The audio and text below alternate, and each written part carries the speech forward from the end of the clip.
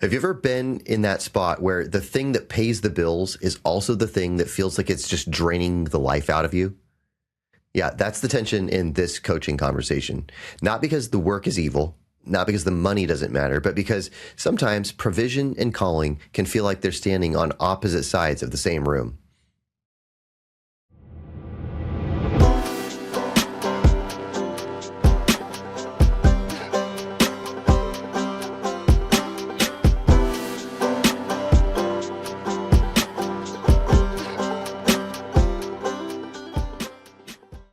So today I'm talking with Nathan Morales. Nathan is a pastor and teaching elder at a growing church, a real estate agent, a husband, a father, and a man with deep gifts in reading and writing and research and teaching.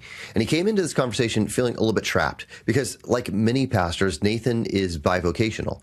Real estate provides the needed income, but it also functions like a second lifestyle job with calls and texts and emails, nights and weekends, and all of this expected responsiveness. Meanwhile, the work he feels most called and gifted to do just keeps getting pushed out to the margins. And so in this coaching conversation, we explored whether Nathan really only has three bad options or whether there might be a fourth way, a faithful, practical path that uses today's work to fund tomorrow's calling. Nathan, where I wanted to start was, I was reading the form that you filled out for me yesterday, and a couple of things stuck out for me. So I'll just read what you wrote so that you could hear it in your own voice. You said, my question is, what's one challenge you're currently facing that you'd be open to exploring? And you said, I'm trapped. I can't seem to make enough money doing what I want to do and what I'm good at. I do real estate to pay the bills, but it sucks the life out of me. I'm 51 years old and time's running out. It seems I'm stuck with three options. Either one, move out of state, or two, quit real estate and be poor, or three, continue real estate and neglect my gifting and my passions.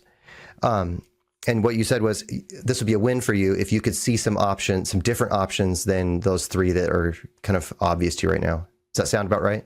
Yeah, and I've had multiple conversations with people, and I've been thinking about this for years, and I just can't seem to find a way out. And it's hitting me. I turned 51 in a couple of weeks, and if I'm really healthy, I've got 15 years of work left. And we just don't know. And I just feel like time is running out, and I feel more trapped than I did 5 years ago. Yeah. So, that word trapped, it's a heavy word. And so before we try to solve anything, I just want to understand the trap from the inside out. What does that feel like? And is real estate the trap? Yeah. And here's why. I'm in ministry, so I'm the teaching elder / pastor of a church. It's a growing church. I have 6 buildings, 5 staff members, $250,000 budget. We're growing. We have all of the problems. They're good problems of a growing church. And that is a lifestyle job. And what I mean is you get calls late at night, you get calls in the morning, you get, emails, texts all the time. You're rarely off. Well, I do real estate, and it's basically the same thing. It's the closest job I've ever had to ministry, where you're working with people, and it's the exact same thing. You work nights, weekends, Saturdays, Sundays. The texts start at 6:30, they end at 9:30, and so it's 2 lifestyle jobs that intertwine with each other, and they're the same thing. So there's no contrast. So in other words, if I were digging a ditch for 5 hours, it'd be easier to then go and make phone calls, do emails, fill out paperwork, and meet with people. But when you're making phone calls, receiving texts, doing emails, meeting with people, and then when you're done with that, you have to go and do the same thing. It gets really, really saturating. And I don't want to be like the small violin. But what's today? Today's May 21st. My last day off was on Thanksgiving Day. And it's because I have to work every single day because I'm in contracts that require me to perform.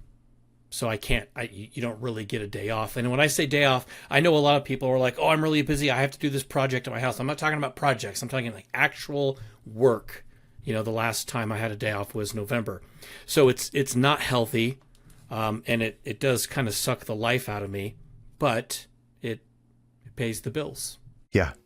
I mean, okay, so let me just sit with you for a minute in that first, because, dude, that's hard. You must be exhausted, and your family must miss you. Yeah, I mean, it's not ideal, and I'm not complaining. Everyone says they're busy, so that's the problem. No one cares. You mean, you ask anyone, you ask the guy that works 37 hours a week, he's busy and exhausted, Yeah. But we're not playing the comparison game. This is like Nathan's reality. Sure. You're burnt out. Yeah. Okay. So let's try this. What are you afraid will happen if nothing changes at all? I mean, if nothing changes, I'm already regretting the last 8 years. So I'll just go on regretting that. For instance, once again, not trying to brag or anything, but I got my doctorate 8 years ago. And when I was in my when you defend your dissertation in front of a panel, they pass you in various ways. And when they passed me with a recommendation to publish my dissertation. They said it was good enough. This is publishable, right? But I just can't. I mean, it's just there's just no way I could possibly do that. I can't. I have to get into another world of reading and writing and research, and I don't live in that world, and I can't live in it. Okay. Do you want to? So. Oh yeah. Okay, you would like to. Okay. All right. So one more thing that you said was, hey, time is running out. Well, what does that mean? Just because retirement's there, or is there some other clock that's ticking? Well, obviously, none of us knows if we're going to be alive, the next day. But as time goes on, I mean, I'm just getting older and older, and you think differently in your 50s than when you are in your 30s. And the idea of retirement is not that far off. My younger brother is retiring in probably 2 years. I have a friend who's younger than me. He's retiring in 2 years. So I have all these people around me that are moving that direction. It feels like there's this immovable deadline out there, and you're not ready for it financially. Yeah, because it just ends. The opportunity, in other words, the opportunity closes. The window closes. Yeah. Okay. I suspect there's more, though. So I think that there's probably two elements to this, and you tell me if I'm reading this wrong. There's the financial side, there's sort of the provision side, and then there's the calling side. And it sounds to me like you feel like those two are fundamentally opposed to one another, at least right now. Yeah. Yeah, exactly. That's the only reason I'm doing real estate is I need to get paid. Yeah. Okay. And why did you get into it in the first place? Was there something that attracted you to real estate? Yeah, so I've been in it for 10 years, and like many people, I didn't know what I was getting into. A lot of people think that you can do real estate on the side, and you really can't. It doesn't work that way. It's incredibly litigious. You have to know what's going on. You're going to get sued. And even if you have one client, it's this ongoing kind of everyday getting calls, texts, and emails. So it's not something that really can be done on the side. But there was a point in my life that it was working and I was making money, but it's not now. Okay, interesting. So the thing that should be keeping you in decent money is actually not even accomplishing its own promise right now. No, it's accomplishing that. I'm making money. Oh, okay. All right. Yeah. Are you? It's doing that. Just scraping by, or is there is it providing more than you need? Not in the last several years. It's been really slow, but mostly it has been good to me financially. So last year was my worst year, but this year we're in May. I've already made more money this year than I did the entire last year. Okay. All right. Great. Yeah. And so this year will be a normal year, I suspect. Okay. Yeah. So last year was rough. You'll be in a normal year this year, not trying to play catch up. Is there any degree to which going sort of part-time in real estate is an option? Like, I don't know what your contract looks like, but no, it's not a contract. I don't have a contract. I have control over it, but it just doesn't work that way because it's a responsive industry. You spend most of your time trying to actually get work than actually doing the work. I mean, we're in sales. And like I said, it's very litigious. So you have to go to staff meetings. You have to go to updated training. You have to get new certifications. It's a lifestyle job. And most of the people that do it part-time don't do very well. Let's switch over to the ministry side. So, I mean, you're sort of trivocational. You've got the real estate gig, you've got your pastorate, and then you've also been trying for a while to start this content for church leadership and discipleship sort of content, right? Yeah, that hasn't gone that well. Because you just haven't had the time to put into it, or some other reason? So one is when real estate picks up, then it becomes this wave, and you either take the paychecks when you can get them or you don't, and it just overwhelms your entire life. And so, from the day after Christmas, my phone started blowing up with real estate, and it's been kind of a roller coaster since then. It's only starting to calm down in the last couple of weeks, which is good because it means I have paychecks coming. But I have some other logistical issues. I've had a massive amount of tech problems. I have a problem with my studio because it's in a room that doesn't have air conditioning. So there's certain times you can't use it. And then I have trouble with a neighbor, and it's an ongoing problem of my neighbor has loud barking dogs, and then the dog's bark comes in through the microphone, and I can't cut the sound out. But then if I close the door, it's too hot. So there's just a bunch of logistical issues and other challenges. So I got, pretty discouraged with the whole thing. And the last video I made on YouTube got 1,000 views, within a couple of days, which is pretty good, for having 6 videos on my channel. The limited data that you have says if you pushed into the content side a little bit more, you might be able to go somewhere with it. Yeah, as a long-term investment, if 5 years later, 3 years later, something like that. I've got a couple of other questions that I want to work through, and then we're going to see if we can surface different options. At the risk of sounding cheeky, is there a reason that your full-time pastorate position can't support your family? Yes, that's one of the issues that always gets brought up, and I can walk you through it real quick. One is that when you have a church, but pastors don't get paid the same way people get paid. So, as an example, right now in our town, if I were to go to our congregation, and I would say, hey, should I make the same as a high school teacher at a local high school? Everyone would agree. But if they saw on the line item budget that we were paying our pastor $130,000, people would freak out. But that's exactly what it costs to pay a high school teacher who's got units toward a master's degree and has been there for, I think, 15 years. Now, why is that? Because you have the pay. The pay is 103, I think, for the school teacher. But then they have the school pays for half their Social Security, as is normal. The school pays for their retirement, and the school pays for their medical insurance. I know they have to pay into it, but I spoke with one of the larger educational supervisors in our county, and I walked through the finances with it. But essentially, it costs the school the school to $130 to pay this teacher, right? So people hear that and they kind of freak out about it, and it causes problems. And maybe this is selfish of me, but I honestly don't want to make that amount of money, because I have years and years and years of being poor and working in church, that my retirement is way behind. So I need to make more than that. My wife volunteers at the church. She's a full-time stay-at-home mom, but she puts in a ton of time at the church as well. So even if they were to offer me that, I wouldn't take it. You wouldn't. You said I wouldn't take it. You wouldn't accept the offer, or it just still wouldn't be enough. There'd be two parts to it. It would cause problems immediately with people, because I've been on staff for 30 years, and I've been hearing people badmouth their pastor's pay for 30 years. And so it would cause problems, but also I want to make more than that. Even if it was compensating you the way that you would like, at a comparable level, it still wouldn't be enough for the lifestyle that you're aiming for. Yeah, and it's not that I have a particular lifestyle. I'm just funneling a lot of it into retirement. I mean, we're very frugal people. We're Dave Ramsey fans. We have no debt.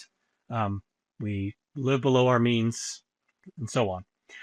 So I'm not supporting an Yeah, extravagant lifestyle. It's just that I'm funneling a lot of it into my retirement. sure. I mean, that's good, good, sensible practice right there. Okay. So you've got three options, and they all sound like, sort of a loss. You said, hey, I could just be miserable, but make decent money. I could move out of state, or I could, be poor and keep doing the thing that I really would like to do. But none of those sound like really positive options. They're all kind of like, bad options. Yeah. So that's kind of where I started with. I feel trapped. Right. So let's try an experiment. You have a son. I think he's like 12. You don't have to say his name if you don't want. Let's fast forward 20 years. And let's assume that he's in a very similar spot. What would you counsel him to do? I'm not sure. Is he? Well, he's in 20 years. He's 33. Yeah. I don't know. Because speaking of him, he just had braces, and I had to pay for that. I don't have insurance, and I don't know if insurance covers that, but I just had to pay for braces. I guess I don't know how I would counsel him. I guess I would walk him through the decisions and see which one was the lesser of the evils. Okay. That's still a pretty glass half empty sort of approach, which, and hey, I know you, so I know that your tendency isn't like gleaming optimism. That's okay. But let's say that your son comes to you and is like, Dad, life sucks. I feel stuck. I feel trapped. I feel like the thing that God put me on this planet to do isn't actually a way that that I can provide for the family that He's given me, and I don't feel like I have any good options. Like, what would you, the son that you love, how would you help him to see something different? I would tell him to listen to the Business Survival podcast.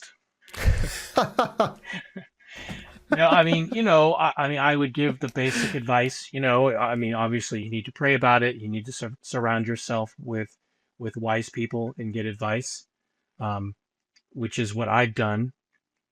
But sometimes there aren't answers, and I don't view myself as being a glass half empty or half full. I view myself as just being a realist. So none of the options that I'm faced with are great, and that's just the way it is.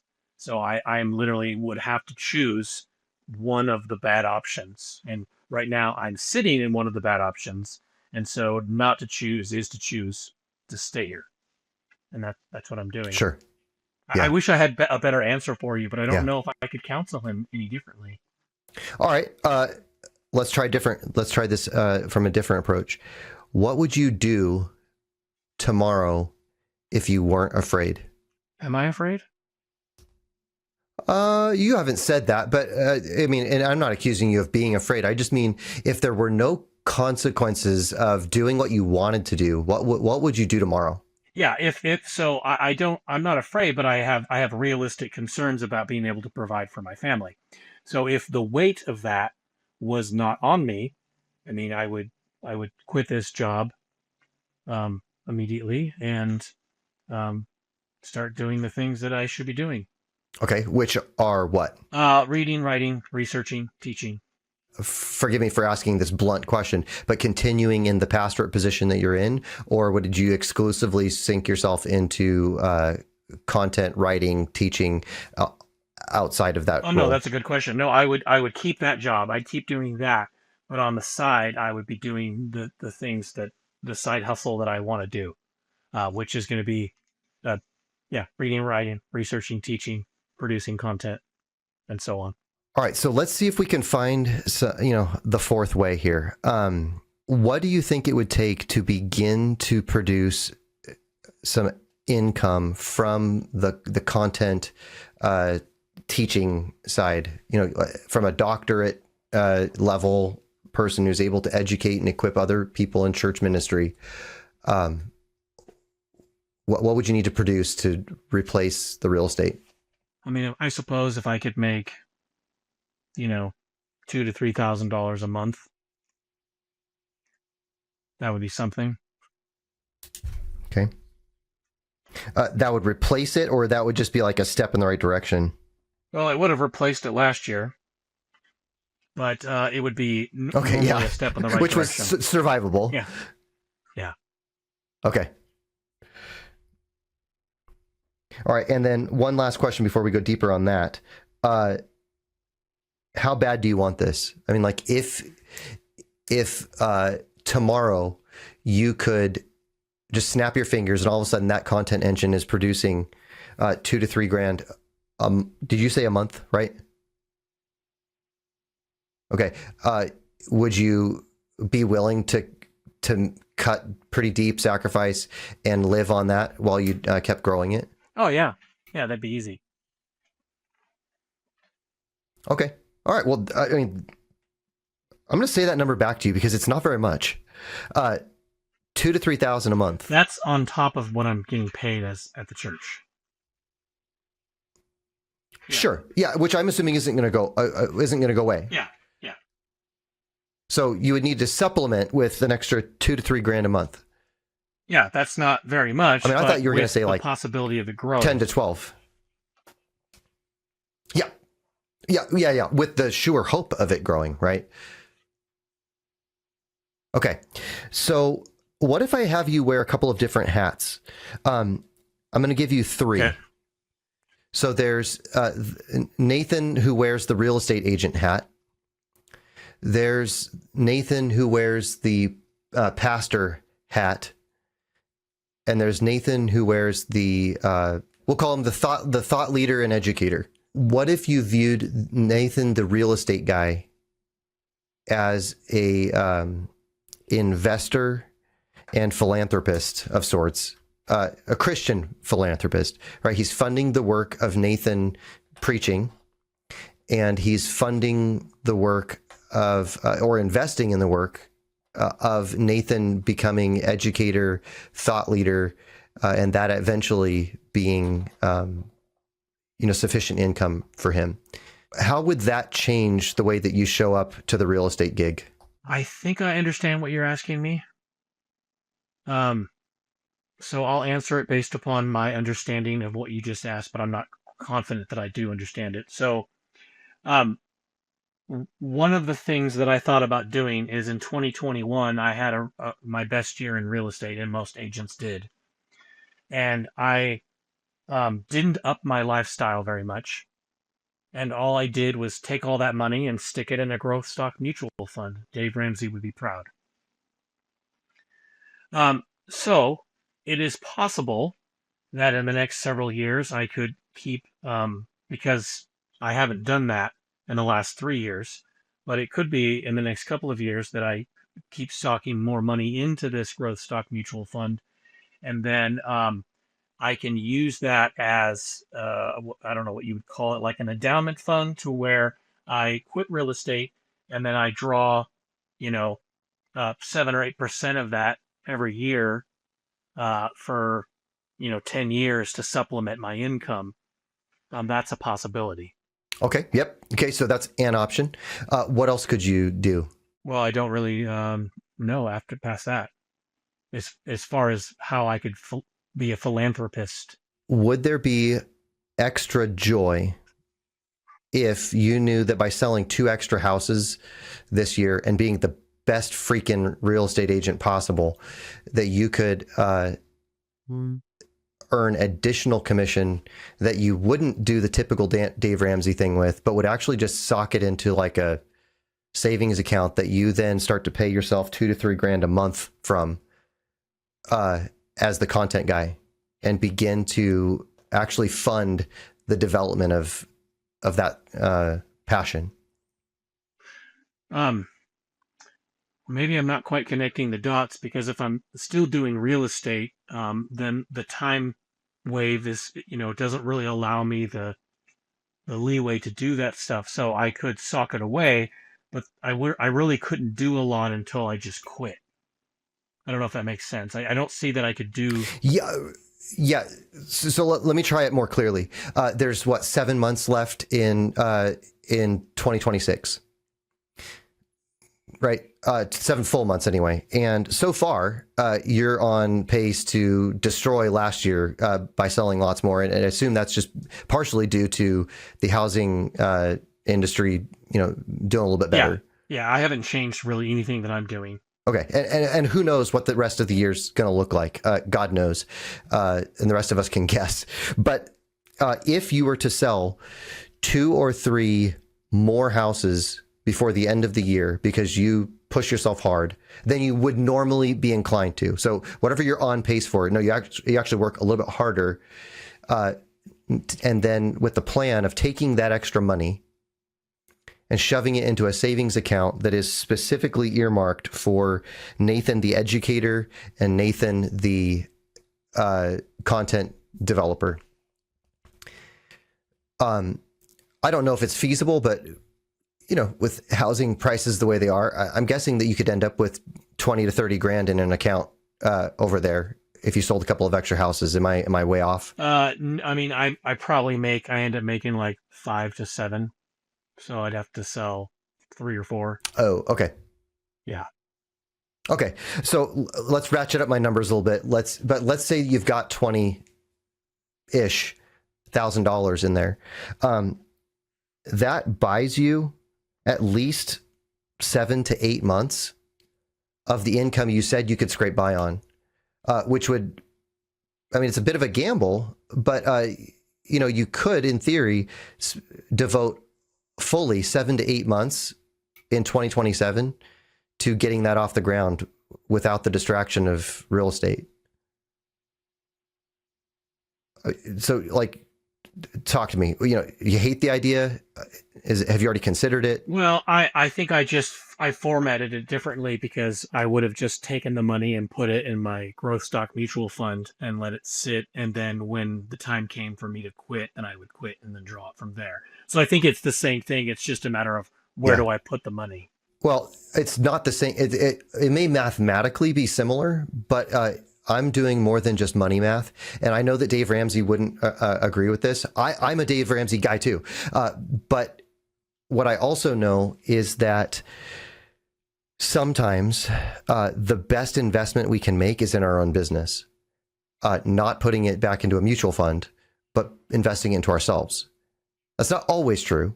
But in this case, I don't want you to have to wait 5 to 7 years to earn enough measly interest to fund the thing that you are wishing you could do right now. Okay. So you're just saying that the reason you would put it in just a savings account is because then it's immediately liquidable when I want it. Sorry. Okay. You're building your own runway. Okay. You're buying yourself the opportunity to go full out, repurpose all of those real estate hours into the thing that you actually love. Okay. Yeah. So, I think that's a possibility. I would just have to do well. It's one thing that real estate has taught me is it is so stinking unpredictable. Because last year I started off strong, and then I had 6 months without a single transaction, without a single paycheck in the middle of the year. And this year I started off strong, and of course, it could be that I just don't know. So, yes, that's something that I could say, talk to the wife about and say, okay, what do we need, to survive? And she says this amount, and then I say, okay, anything past that amount, I'm going to put into this business fund. That's something that I could conceivably do. And it's hard to say whether I would make enough to do that this year. If it goes like it's going, I would. Neither one of us exists in a vacuum, and both of us, the very sure foundation of our lives, at least one of the components is prayer and asking the Lord for grace and for His blessing on all of these things. So we're assuming that the Lord would will this. But I suspect that if you shift the idea of real estate is sucking the life out of me, instead to real estate may actually be the stepping stone to the life that I want, if I'm very careful and I go to it joyfully and bring my full experience and expertise to bear, maybe I do far better than I would normally do. And I'm excited about it because it means that I get to do the thing I want to do next year. Nathan, what parts of real estate do you love? Well, I love that there is a skill set involved and you get to see how your skill set actually changes reality. We do training and you get to see how the training actually works. So that's interesting. And there's, most CEOs of companies were in sales.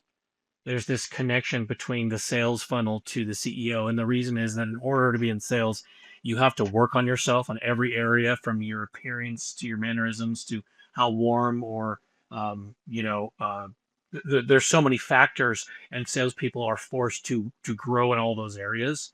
So real estate has helped me in a lot of those areas that will help me in ministry. But are there any like elements that you are like, man, this is a really cool part of the job that actually result in, the not just the learning and growth of it, but the actual day-to-day bits of being a real estate agent? Yeah, I mean, I like being on with a team of people. So one of the things about ministry, if you're at a small church, and the average church in the US is like 75 people, ministry can be pretty lonely because you don't have this big staff of people that are on your team. So I like the team camaraderie of going into the office and we have staff meeting and there's, 8 to 12 people there and we're bantering back and forth. And I like the people I work with. And how about in terms of money-making activities in the real estate? Are there parts that you're really good at? Yeah, I'm good at being organized because you're essentially a project manager. You're managing your clients, the other agent's clients, the inspectors, the title company, rules and regulations, paperwork. So you're overseeing these basically large projects and you're managing them to make sure that everything happens on time. So I feel like I'm good at the organization of it all. Okay. And I imagine a lot of that is sort of the back half of buying of a real estate transaction then? Yeah. Once you enter into the transaction, then it's a project that you're managing, essentially. Yeah. Yeah. Okay. And what parts are the most, well, I don't want to say time consuming, but what parts of the biggest drain on your soul? Probably the fact that you're on call 24/7 and people, it's not just that you're on call, it's not theoretical, you're just getting hammered. You can't get anything done because there's just constant calls, texts, and emails coming in and you have to respond to them.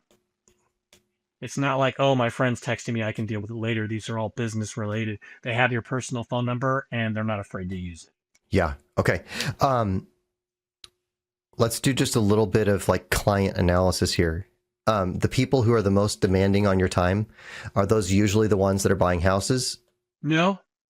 It's I mean, you don't really know. It's kind of like entering into a relationship. You don't really know how the people are because a real estate transaction is a stressful event.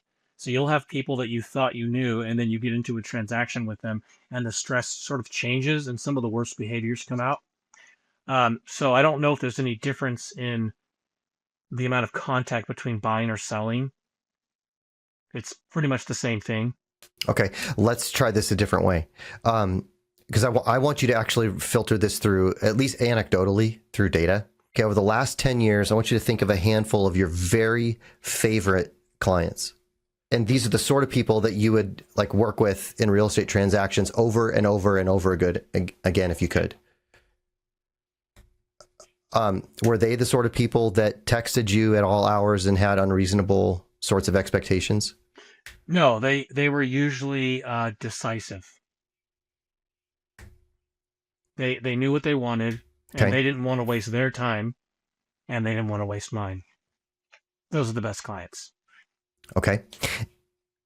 How about the ones that you again, don't say any names for Pete's sake, but the people that have just been the biggest headache in the world? You got a few of those in your mind? Yeah. Okay. How many of them actually ended up buying something Well, or selling? I think I would say almost all of them, and the reason is you don't really get to see the headache until you get into the transaction. You certainly have people that you can smell some crazy on them while you're showing them homes, but oftentimes it doesn't come out until you're in the transaction, and that's when the stress levels go up. So I would say pretty much most of them, actually ended up with a paycheck. It was just how painful is the paycheck. Okay. Yeah. A dear friend who you know well taught me very, very early on that there is a principle called the headache to dollar ratio. And you want that ratio to be high dollar, low headache. So the question that you may spend some time thinking through is, well, how can I filter out crazy before we get too far into a relationship? Yeah. So I think we all do that to some extent. I think what happens is in bad markets where, like, say the last 3 years where real estate agents are desperate to make money, they'll just take anyone. And so last year I took a bunch of listings that I wouldn't have normally taken. And these are the listings that aren't going to sell because you go to the buyer, the seller, and say your house is worth this much, and they say there's no way it's worth that much. I want $50,000 more. And normally I would say I don't think I'm going to list it for you because you'll be frustrated, I'll be frustrated, and I'm not going to get a paycheck anyway. But in previous years, you take those with the hope that you would still get a paycheck out of it. So when the market is good, agents will usually have a little more discernment on that sort of stuff. So that's something that the market is picking up enough that I would be a little more I have more of a filter now than I would say a year ago. So you're already filtering at least a little bit for trying to keep crazy out before they enter your pipeline. Yeah. Yeah, and then there's something called a cost sunk fallacy where I have a person I've been showing properties for 3 years, and you might say, well, why don't you just cut this person? They're not going to buy anything. Well, I could, but I'm this far in, and it could be that next month is the actual month they buy something, right? And so it's always a Sure. risk, and they're very nice people, but I still have to show them properties, every other month. How many do you think you've generated any referrals from them? No, no referrals. I mean, I get what you're saying because this is Tim Ferriss's Pareto principle, right? Where if you're going to make 80% of your money from 20% of the clients, why not just cut the other 80 and make what you can off of the 20? It's just a little harder to see in real estate until they get close. Yeah, and so I think that my challenge to people who say, yeah, it's kind of hard to know is, yeah, but that's the power, right? That's where the actual opportunity is to figure out how to learn that information sooner than later. And I'm not claiming that's easy, but if you can, then you should, because it automatically makes your life more joyful.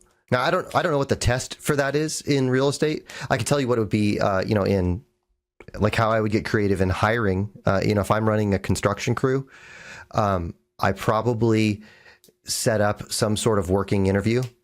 And one of the first things I look for is, did they show up 5 minutes early?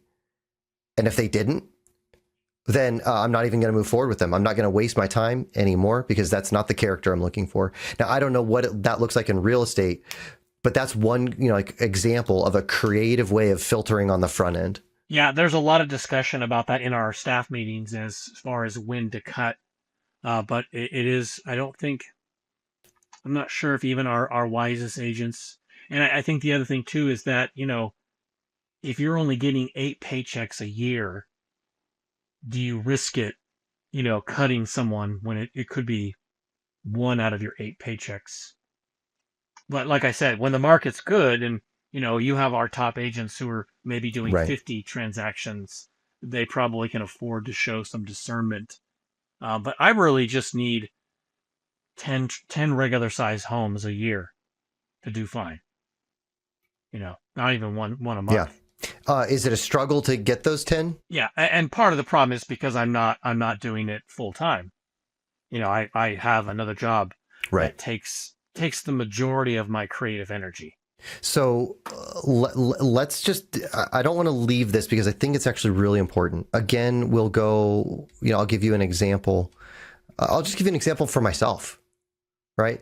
I could either run a coaching business where I take everyone that comes to me and work all the time and have people that are penny pinchers and that aren't willing to invest in themselves and who complain all the time and hate the job that I do. Or I can say, you know what, I'm going to actually artificially limit myself to working with 8 people at a time. And I'm going to charge them high dollar and I'm going to provide incredible value. I can actually make more money and have more joy working with less people if I'm willing to do the hard thing and say no. And I wonder, could you still sell 10, but to people that are awesome and actually have an easier schedule because you're only working with people that are mostly joyful to work with, if you could figure out how to crack that nut? You might actually be, you said some of the wisest agents. Well, that may elevate you to one of the wisest agents. Well, I think what I meant was even the wisest agents don't really have an answer for that particular problem. Because as an example, I have a fiduciary duty to the people selling with whom I have the listing agreement, right?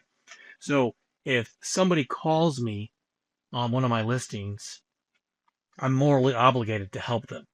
Like I can't filter them out. I can't say like, well, you don't seem like, I'm morally obligated to respond because I'm working on behalf of my clients. And so oftentimes, you're still dealing with the phone calls and the emails. So it's not exactly the same thing.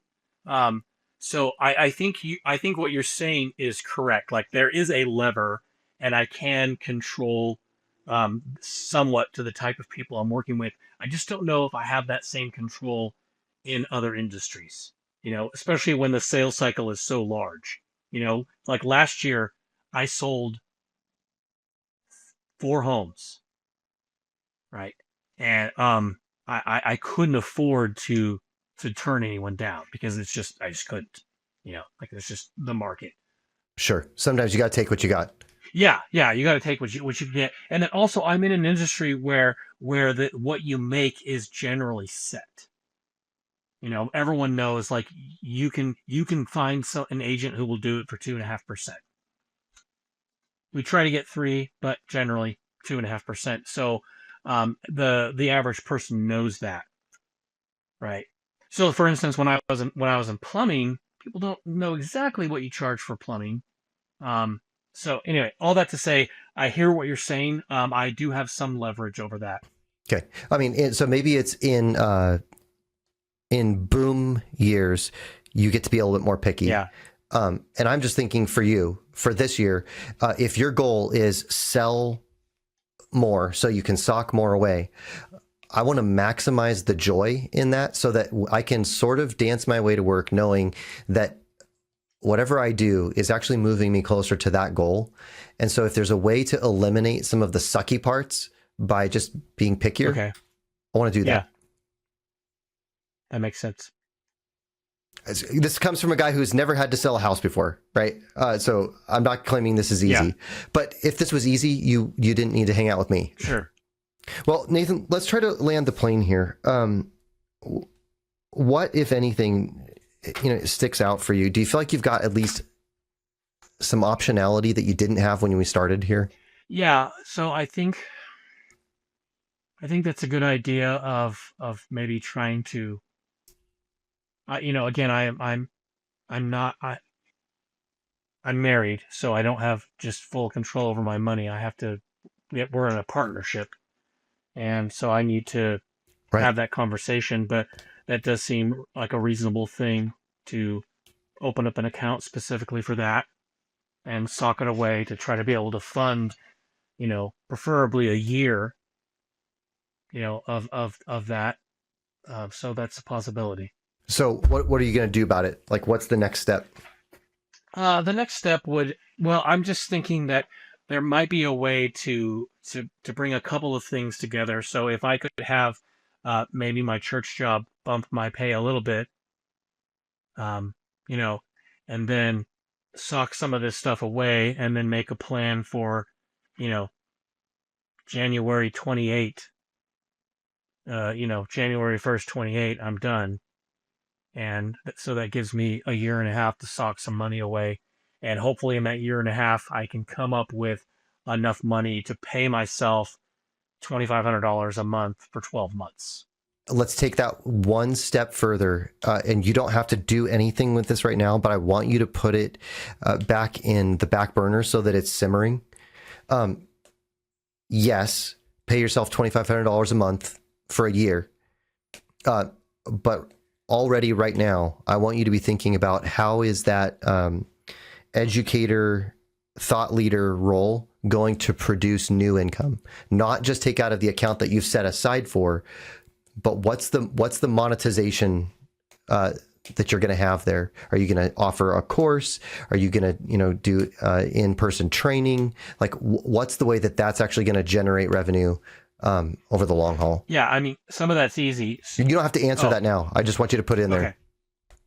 No, go ahead. If you got an answer, I would love to hear it. Yeah. So, for instance, I am eligible to teach at a junior college right now, and I have connections. So what I would do is I would already be in conversations to try to be adjuncting right away.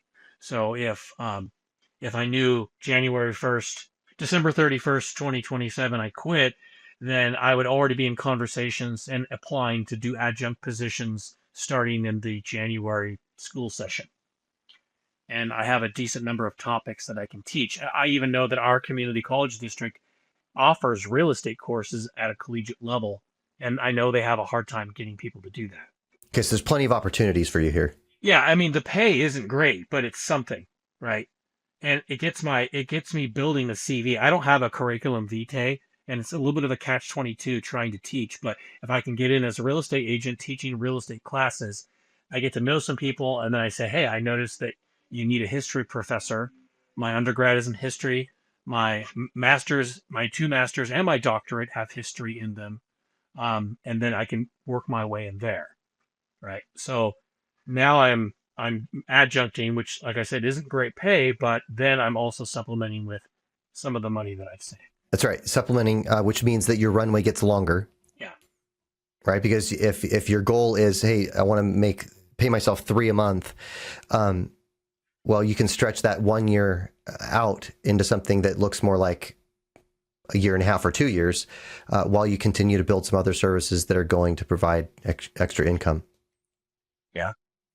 So you're going to talk to your wife about this plan, and then you're going to model out, hey, what would it look like to have a conversation with your church about increasing some compensation, and you're going to have a look at how can I re-enter into real estate with that investor sort of mindset where I'm going to crank this out so that I can fund the life I want. You probably don't need this, but let me just leave you with this. As you think about that conversation with your church, what are reasons that they should say yes? Well, they're always asking me to go full time. So I don't think it's going to be a fight to try to get more pay. Okay. But I would say reasons for them to do it would be that I will be better because of the doubling up on the type of work and the saturation. I think I'm going to be more effective, at doing some of those things, phone calls, emails, paperwork.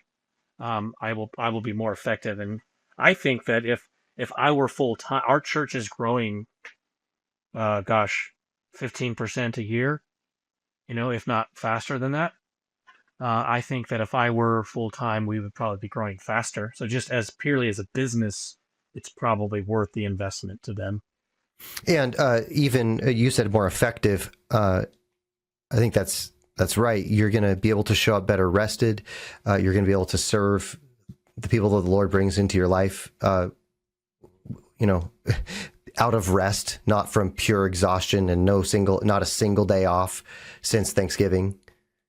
I mean, that's all an investment towards helping you to get to that spot. Yeah. Okay. Can I pray for you? Yeah. Thank you, sir. Yeah. God, I thank you for this time that I've had with Nathan. You see him, Lord. You know all of the frustrations and the questions and the wondering. You know all of the desires that you have set in his heart, and you know the skills and the giftings that you have put in him from the very beginning. And you desire that he would walk in those things. But God, you're also using difficulties and trials to shape us and to make us more like your son. And so I ask that you would grant Nathan patience as he waits on your time, as he pursues all of these things. Give him the ability to take one day at a time. And Lord, I just ask for your grace to be made evident in giving him some additional rest so that he can enter into all of these things in a way that is most pleasing to you. Ultimately, God, I ask that you would make the way clear for him and that you would satisfy the desires of his heart to serve your church, to bless your body, and to use the skills and the talents and the gifts that you've given him to teach and help others along the way with this other education and thought leadership side of him as well. God, we ask all of these things for your glory and for his benefit. In Jesus' name, amen. What really stood out to me in this conversation with Nathan is how often the thing that we're coming to resent may actually be the thing that God can redeem as a bridge. Nathan came in feeling trapped between three options: keep doing real estate, neglect his deeper gifts, quit and risk financial instability, or move away and start over somewhere else. But as we talked, another possibility started to emerge. What if real estate was not just the thing draining him? What if for a season it could become the investor, the tool that builds a runway for the teaching and the writing and the ministry and the educational work that he longs to do? That doesn't make the exhaustion disappear, and it doesn't make the sacrifice easy, but it does reframe the work. Because there's a big difference between grinding endlessly and working with purpose toward a clear exit ramp. And maybe that's the question for you today. Is there something in your business or in your work that you've only seen as a burden, but God may want to actually use as a bridge? Now, if this conversation hit it close to home and you're a Christian business owner carrying a real challenge in your business, I'd love to talk with you. You can apply to be coached on a future episode of the Survivalist podcast using the link in the show notes. And if this episode was helpful, then follow the show so you don't miss the next conversation. I'll leave you with this from Proverbs 16:9. The heart of a man plans his way, but the Lord establishes his steps. So may the Lord direct and establish your steps and grant you joy as you trust him to lead you in the work that he prepared long ago that you may walk in it. I'll see you next time.